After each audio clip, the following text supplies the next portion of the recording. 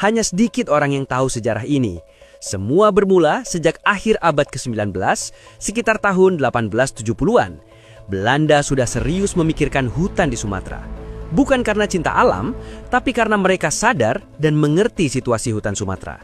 Mereka nggak buka sembarangan lahan untuk perkebunan di Sumatera, dan mereka tahu dampak bencana sangat besar kepada pemukiman warga. Belanda paham betul, struktur tanah Sumatera cenderung basah, banyak wilayah gambut, dan sangat rentan banjir serta longsor. Itu sebabnya pada tahun 1875, aturan kehutanan di masa kolonial mulai diterapkan untuk melindungi hutan pegunungan dan hulu sungai. Masuk awal 1900, Hindia Belanda membentuk Boswesen, Dinas Kehutanan Kolonial Hindia Belanda, yang menentukan mana hutan boleh ditebang dan mana yang harus dipertahankan jadi hutan lindung serta tidak boleh jadi lahan perkebunan.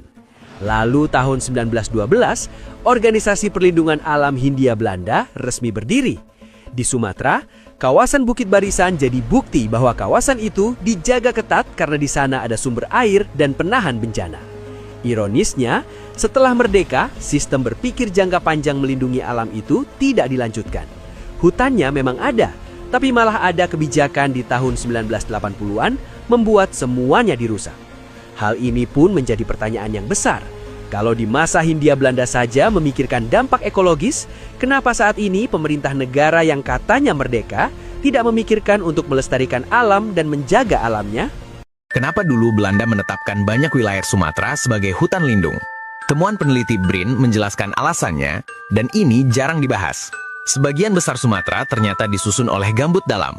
Ada yang mencapai puluhan meter. Gambut menyimpan air raksasa, rapuh, dan tidak stabil untuk perkebunan intensif.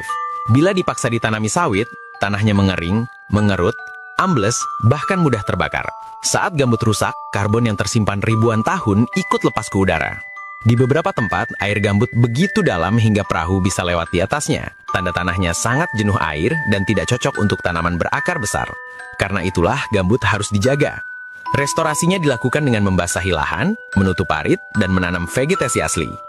Hutan gambut adalah penyangga masa depan Sumatera. Jika kita rawat, tanah tetap subur dan bencana bisa dicegah.